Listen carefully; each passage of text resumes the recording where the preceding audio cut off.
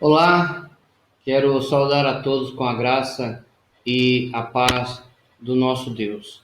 Neste momento, nós vamos iniciar o estudo no Catecismo de Heidelberg, é esse aqui, Catecismo de Heidelberg, Confissão de Fé e Catecismo de Heidelberg. Nós estaremos estudando hoje a pergunta de número 2, que diz o que eu devo saber, né, para viver diante do consolo, diante do conforto que as Escrituras podem me dar. Primeira vez que nós estudamos, a primeira pergunta, melhor dizendo, é qual o meu consolo na vida e na morte? E agora nós vamos ver o que eu preciso saber em relação a isso, que é a pergunta de número 2. A primeira pergunta foi vista em relação ao consolo através da graça, e agora nós vamos ver o consolo através das Escrituras propriamente dito. Vamos orar? Ó Deus, nosso Pai, eu quero te louvar, te agradecer por este momento que o Senhor nos dá, de estarmos aqui, ó Deus, para estudar a tua palavra. Se conosco, ilumina-nos e que tu venhas aplicar a tua palavra, o teu ensino, esse estudo no nosso coração. Perdoa, Senhor, também de graça os nossos pecados, por amor de Cristo que nós oramos. Amém. Bom, a pergunta de número 2, então, é a seguinte: o que eu devo saber para viver e morrer nesse conforto ou nesse fundamento? E ver também aqui, irmãos, que eu quero então tirar o termo conforto da pergunta 1 e colocar aqui na pergunta 2.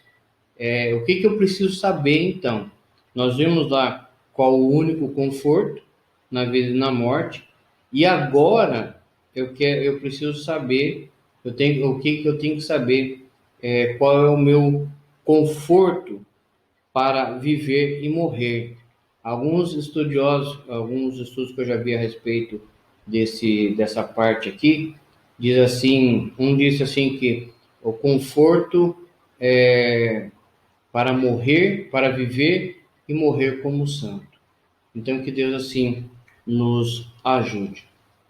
E vamos ver então as respostas que o texto aqui nos dá, né, para essa pergunta aqui. Primeira resposta, irmãos, ela diz assim: como são grandes meus pecados? Então, o que eu preciso saber para viver dentro desse conforto, dentro desse consolo que as Escrituras falam? Eu preciso saber como são grandes os meus pecados e a minha miséria. E isso só é feito através das Escrituras, através do conhecimento, através da graça de Deus, da misericórdia de Deus. Então, quando a pessoa ela sabe disso, ela reconhece que ela é pecadora, isso comprova que o agir de Deus tem sido manifestado na sua vida. Por exemplo, vamos ver em Mateus capítulo 9, que nos fala assim, só para a gente ter uma referência daquilo que nós vamos falar, e diz assim, capítulo 9 de Mateus, verso 12. Mas Jesus, ouvindo, diz: os sãos não precisam de médico, e os doentes. Jesus ele entra numa casa onde estava aqui cheio de publicanos, de pecadores, e também ali os fariseus. E os fariseus, então, eles perguntam aos discípulos, no verso de número 11, diz assim: por que come o vosso mestre com os publicanos e pecadores? E Jesus ouviu isso. E Jesus ele quer mostrar aqui, meus irmãos, justamente essa questão aqui, que os fariseus, eles se achavam a elite religiosa. Eles achavam que eles eram melhores do que qualquer pessoa. Mas Jesus, em outro ponto, ele fala para eles: olha, isso que eu estou fazendo aqui, vocês já deveriam estar fazendo. Né? E Jesus estava aqui nesse momento com pecadores, com publicanos, inclusive Mateus era um deles. E Mateus encontrou a misericórdia de Deus através de Cristo, pelo chamamento de Cristo, e ele reconhece os seus pecados, da mesma forma como Zaqueu. Se a gente olhar para a vida de Zaqueu, ele quando Cristo fala, hoje eu vou ficar na sua casa, e Zaqueu desce da árvore, né, correndo, e vai com Cristo para casa, e as pessoas criticam, né, o próprio Cristo. Esse está na casa de pecador. É lógico que Jesus estava na casa de pecador. Jesus já está na casa de quem? De um salvo? Poderia, né? Não estou dizendo que não. Mas a missão de Jesus era buscar e salvar pecador. E Jesus, lá em Lucas capítulo 19, ele fala: hoje houve salvação nesta casa. E Zaqueu é um exemplo disso, de uma pessoa que tinha tudo, mas uma pessoa que ao mesmo tempo era vazia. Lhe faltava algo.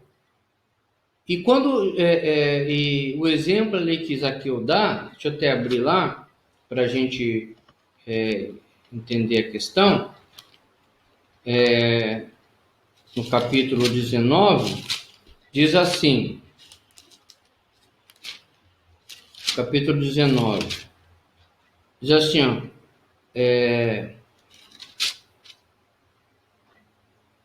Zaqueu reconhecendo o seu pecado, certo?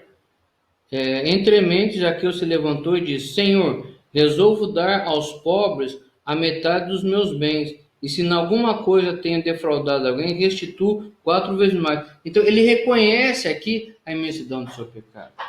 Ele reconhece aqui, irmãos, o quão mal ele agiu até esse presente momento. Então, é isso que essa pergunta aqui faz, é reconhecer quão grande são os meus pecados e a minha miséria. Está aqui o exemplo de Zaqueu. A segunda resposta é: como então eu posso ser salvo de meus pecados e de minha miséria?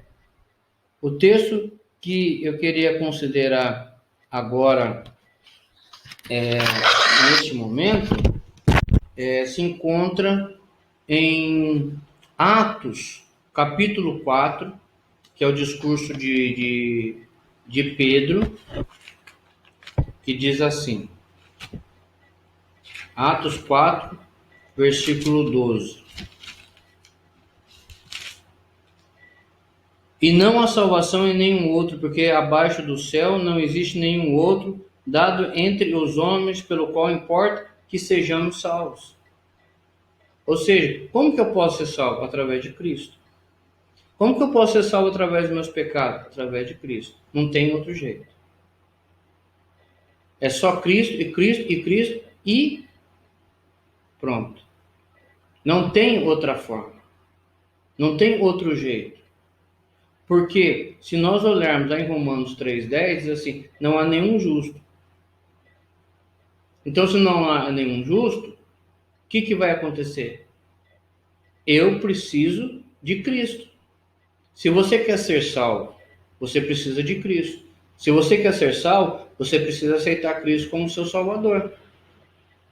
Esse é o consolo que as Escrituras nos falam. Primeiro, as Escrituras mostram a imensidão do meu pecado e na minha miséria. Em seguida, ela vem mostrar um outro consolo, o que eu tenho que fazer.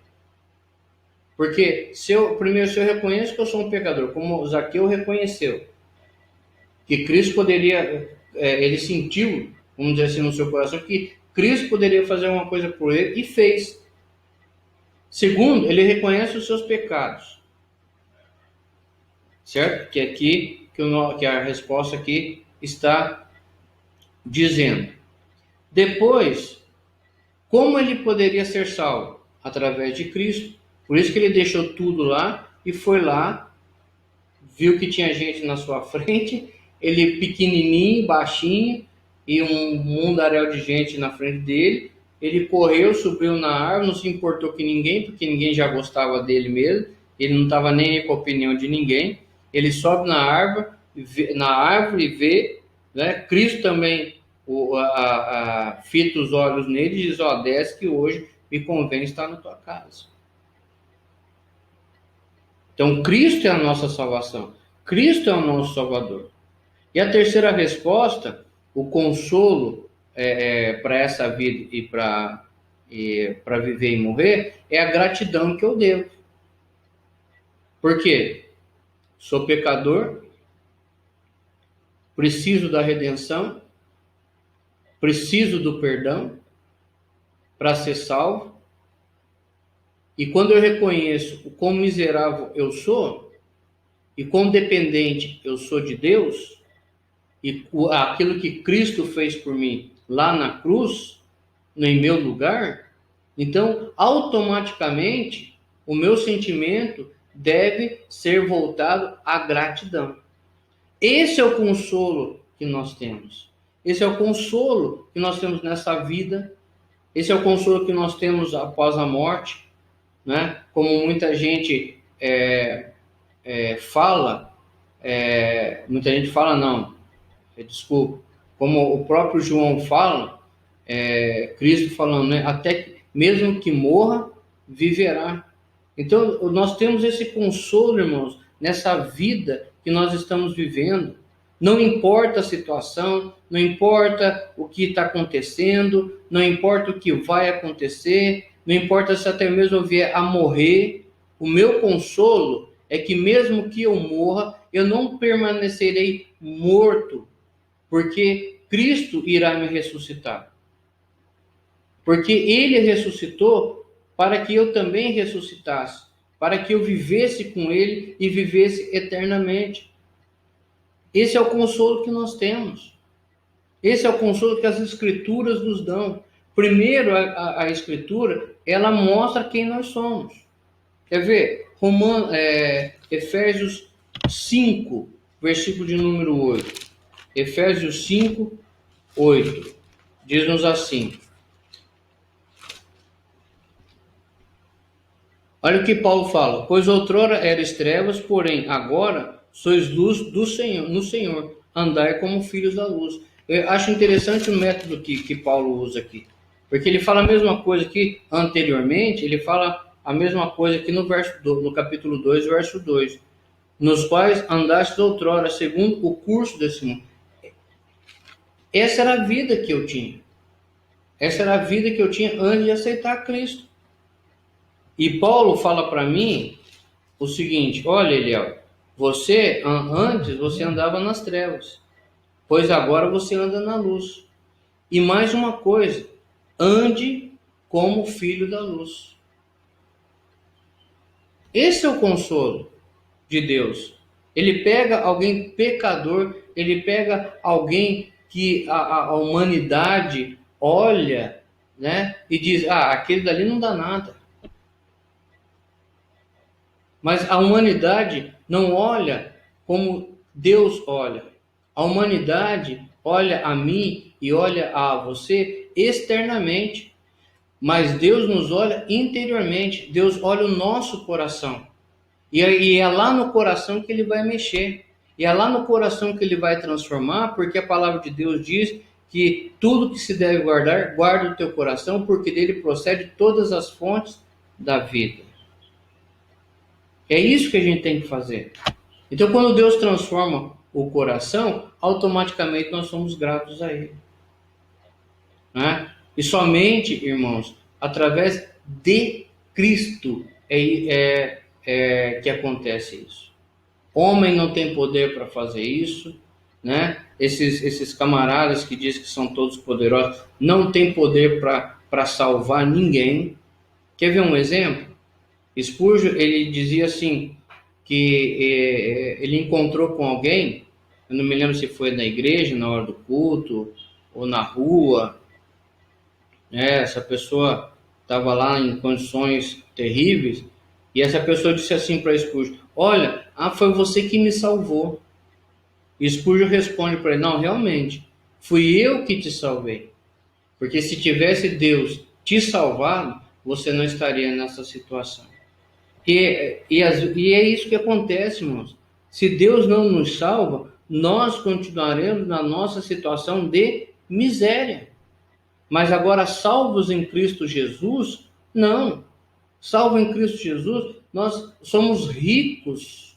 Podemos dizer assim, nós somos ricos em Cristo Jesus. Nós não vivemos mais na miséria espiritual que nós vivíamos antes. Fomos transformados, fomos resgatados, fomos regenerados pelo sangue de Cristo, fomos justificados por Cristo com a sua morte e a sua ressurreição. Nada há mais contra nós. Esse é o nosso consolo. Consolo esse que muitas pessoas não têm em momento algum. Em momento algum, principalmente nos momentos mais difíceis, muitas pessoas não têm esse consolo. E o consolo de muitas pessoas é onde? Na bebida, nas drogas. Mas o nosso consolo, a nossa fonte, ela é inesgotável. Porque a nossa fonte jorra águas de vida eterna, eternamente. Eternamente nós somos saciados, a nossa sede é saciada, a nossa fome é saciada. Podemos passar por qualquer situação, mas nós somos consolados em toda e qualquer situação. Independente, irmãos, independente. Eu quero fazer também aí ainda alguns comentários para a gente encerrar, que é o seguinte: então todo regenerado ele tem plena consciência da imensidão dos seus pecados, né?